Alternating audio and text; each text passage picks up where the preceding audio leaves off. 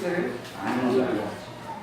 여러분은 하나님의 뜻을 잘 알면서 매일매일 생활합니까? 아니면 그냥 하루하루 그냥 평범하게 지냅니까? 이 하루하루가 굉장히 중요한 거예요. 특히 병원에 가보면 하루하루 정말 그 하루를 살기 위해서 얼마나 고통을 받고 주사도 맞고 막 완전히 그런 환자들이 많아요. 제가 한번 아파보니까 야, 이게 하루하루 산다는 게 엄청난 주님의 은혜구나 이런 것도 느껴졌어요. 오늘 본서는 바울이 1차 투옥 시에 로마 감옥에서 기록된 서신서예요. 그래서 연대는 61년에서 63년으로 추정하고 있어요. 그리고 옥중서신이에요. 감옥에서 썼다 그래서 옥중서신이에요. 그러니까 감옥에서 쓴 것이 4권 있잖아요. 에필, 볼몬, 그래서 에베소서, 빌립보서, 빌레몬서, 오늘 골로새서 이렇게 4개는 바울이 감옥에 있으면서 쓴 서신이다. 그래서 옥중서신이라고 해요. 골로새 교회는 이단들이 많이 들어왔어요. 그래서 이단의 도전을 받은 교회라는 것을 우리가 본문을 통해서도 알 수가 있어요. 그래서 골로새 교회는 헬라 문화권에 있었기 때문에 헬라주의가 발달했고 또 교회 안에 유대주의 또 동양의 신비주의적 요소를 혼합한 종교적 체제라는 거예요. 그러니까 얼마나 이 사도가 성경 말씀 가르치기가 얼마나 불편했겠어요. 그래서 이들은 주로 할례를 받아야 된다, 또 금욕주의를 강조했으며 또 천사 숭배가 그때 대단했어요. 쉽게 말해서 하나님이 너무 바쁘니까 하나님께 우리가 이야기할 게 아니라 천사에게 다 부탁하면 천사가 들어주는 것이다. 이런 식으로 해서 천사 숭배가 굉장히 발달했던 교회가 골로새 교회예요. 그리고 더 나아가서 신비적 체험을 강조했어요. 막 영적인 그 죽은 사람들의 그런 세계까지 신비적 체험을 강조했어요. 이거는 기독교하고 완전히 관계가 없는 이야기들이에요. 그런데 문제는 예수 그리스도의 중보자, 예수 그리스도는 중보자라고 그러잖아요. 근데 그렇게 되심을 믿지 않았다는 거예요. 그러니까 이 교회가 점점점 이단의 세계로 빠져들어갔어요. 그래서 이 책을 쓴 목적이 있어요. 중요한 목적은 예수 그리스도는 완전한 신성이다. 그리고 또한 완전한 인성을 입으신 우리의 구원자다. 이것을 강조해서 쓴 책이 골로새라는 것을 알 수가 있어요. 그래서 그렇다면 우리는 예수 그리스도를 과연 어떻게 알고 있는가? 정말 그들처럼 신비주의로 알고 있는지, 또 꼭 할례를 받아야 되는지, 우리는 과연 정말 예수 그리스도를 신성과 인성을 다 믿고 우리의 구원주다 이렇게 믿고 있는지 우리는 한번 살펴볼 필요가 있어요. 하나님께서 이 시대를 사는 저희들에게 주시는 첫 번째 메시지는 너희는 하나님의 뜻을 아는 것으로 채우라 그랬어요. 하나님의 뜻을 우리가 알아야 돼요. 하나님의 뜻을 알아야 우리가 올바른 행동을 할 수가 있죠. 그래서 너희는 하나님의 뜻을 아는 것으로 채우라 얘기하고 있어요. 9절 한번 읽어주세요. 9절. 그로써 우리도 듣던 날부터 너희를 위하여 기도하기를 그치지 아니하고 구하리니 너희가 너무 신령한 지혜한지요 하나님의 뜻을 아는 것으로 채우게 하시고. 그래서 골로새 교회는 에바브라라는 그 사람이 사도였어요. 지금의 목사나 마찬가지예요. 에바브로디도하고 틀려요. 에바브라라는 사람이 이제 사도로서 골로새 교회를 이렇게 말씀을 선포하고 그랬어요. 그래서 에바브라를 통하여 교회에 혼합주의 종교라는 것을 바울에게 알린 사람이에요. 그 사람 때문에 그 교회가 점점 그렇게 변해갔구나 이런 걸 알 수가 있어요. 처음에는 에바브라는 정말 성경 말씀적으로 가르쳤어요. 근데 너무 혼합으로 돼가니까 나중에 바울을 만나서 이야기를 하는 거예요. 그 후 바울은 그 교회를 위하여 계속적으로 중보 기도를 했다는 거예요. 대개 보면 어떤 사건을 만나서 그 사건이 해결되면 중보 기도도 되고 끝나요. 근데 사도 바울이 잘한 것은 계속적으로 중보 기도를 그 교회를 위해서 했다는 거예요.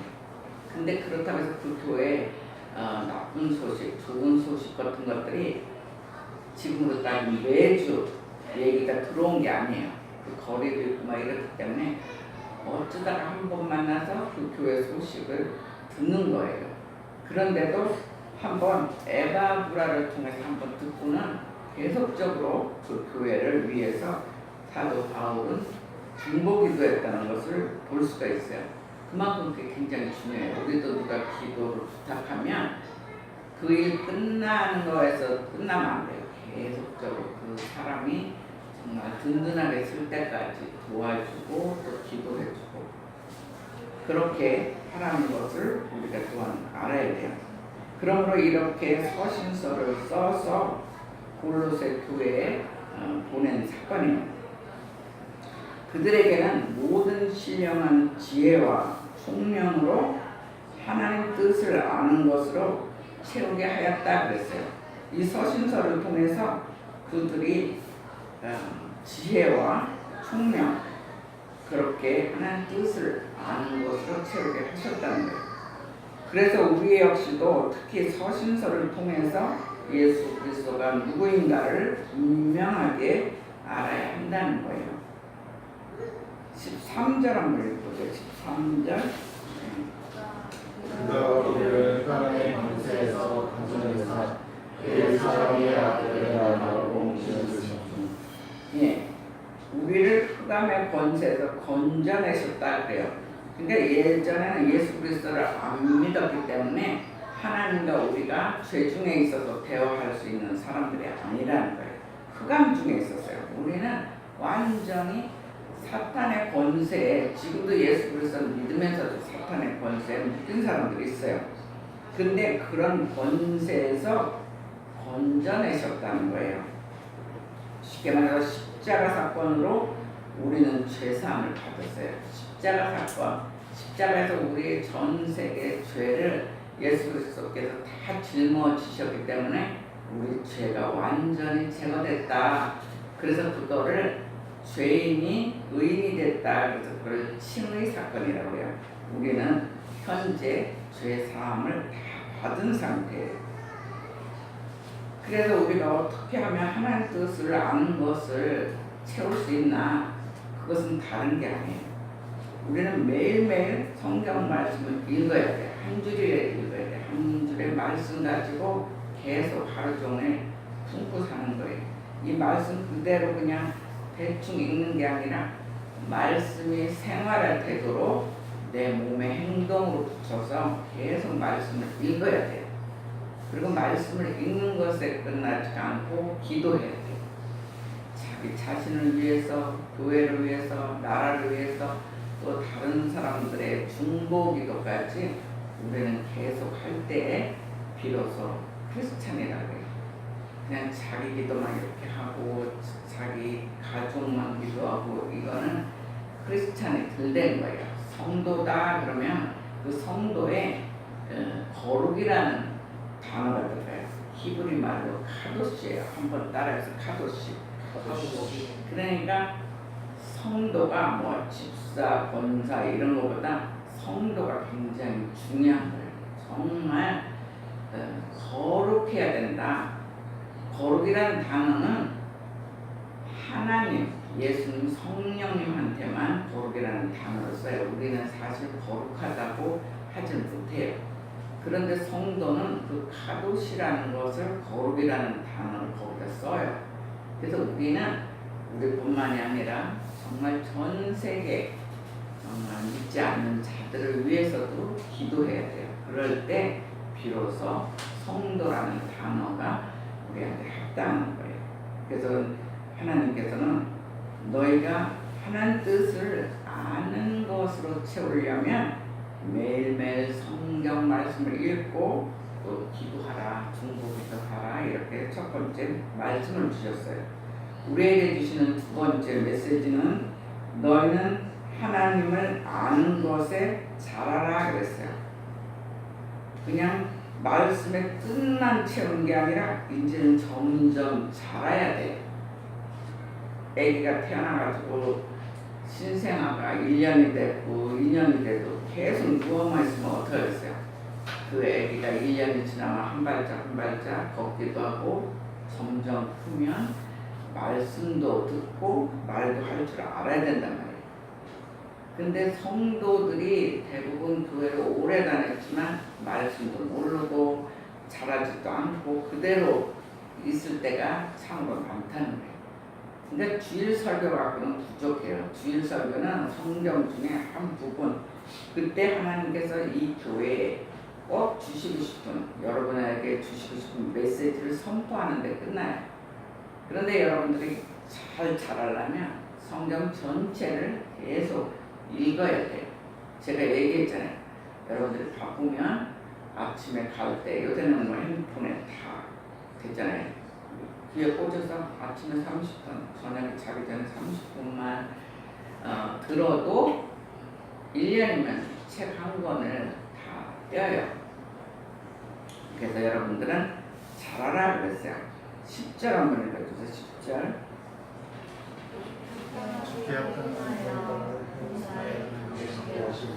모든 선한 일에 열매를 맺게 하시며 하나님을 아는 것으로 자라게 하시고. 네, 분명히 너희는 하나님을 아는 것에 그치지 말라는 거예요. 오히려 삶으로 완전히 나타내면 잘 자라기를 하나님은 원하신다고 말씀하고 있어요.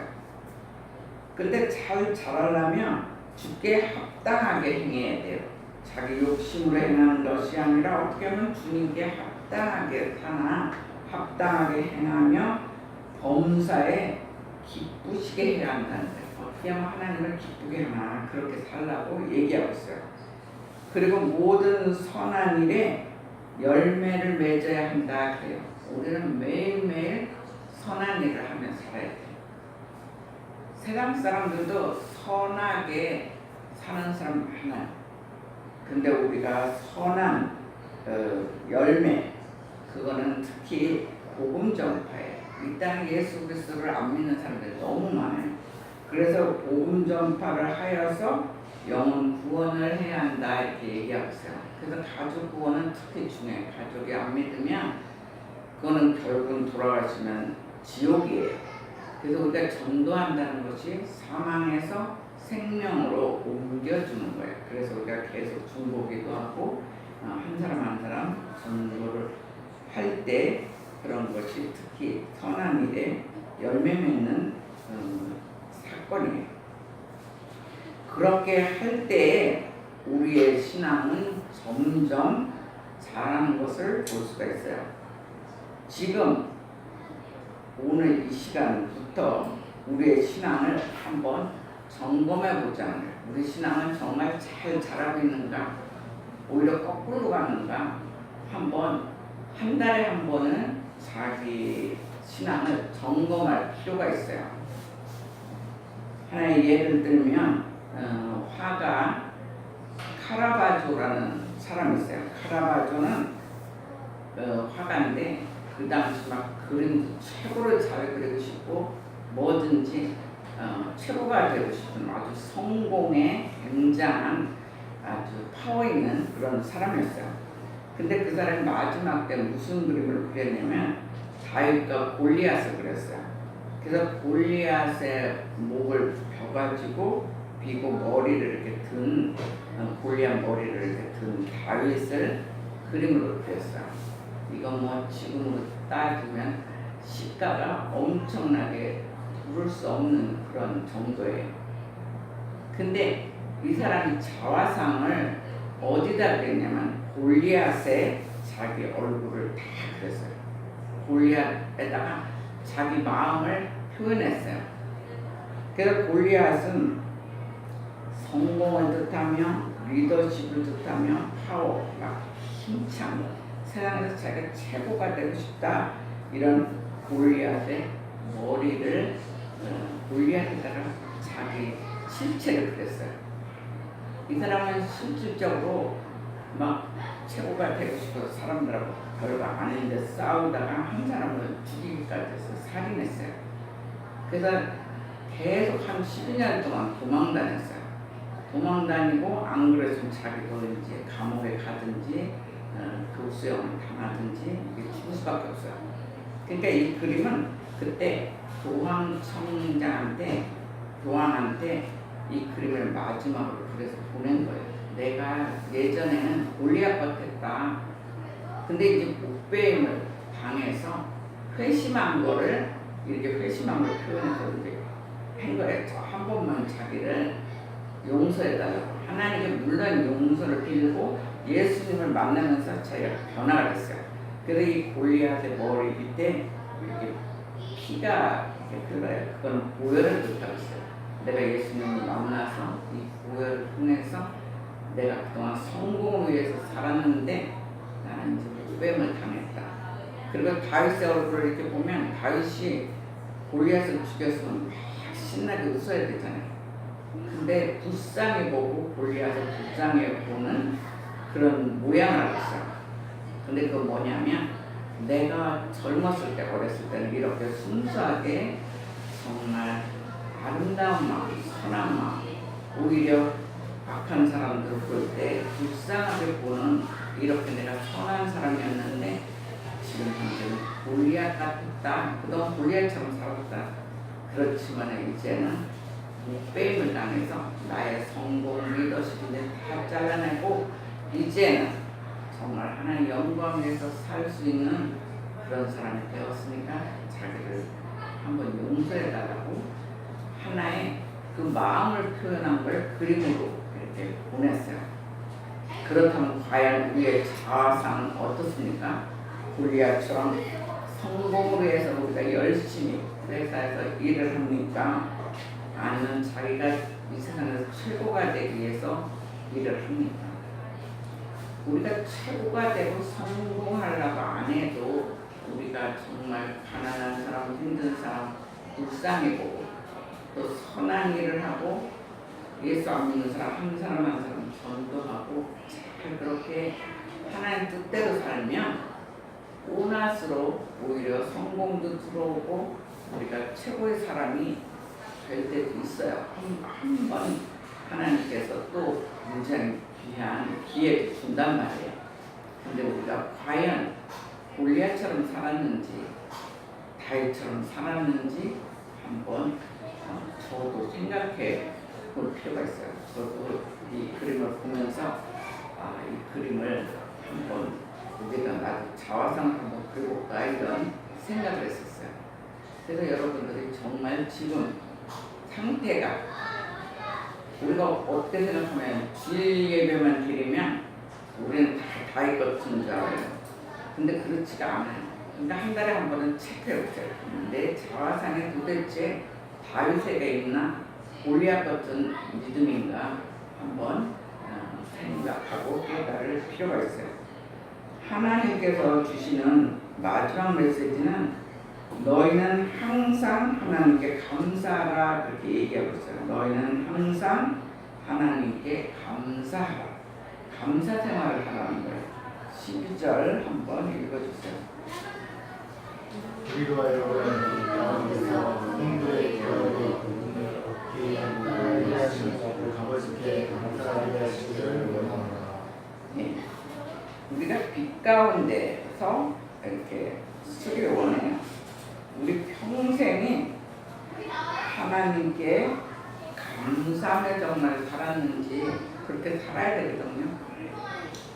누가 우리 대신해서 우리 죄를 대신해서 누가 십자가를 집니까?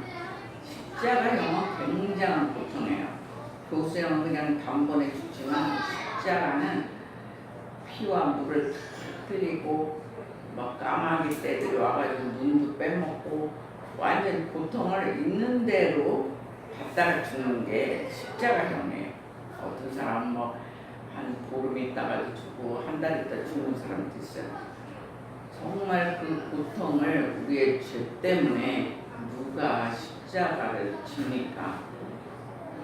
그거 한 사건을 보더라도 그 한 사건을 통해서도 우리는 예수 그리스도께 감사하며 그 아들을 주신 하나님께 우리는 감사 생활을 해야 돼요.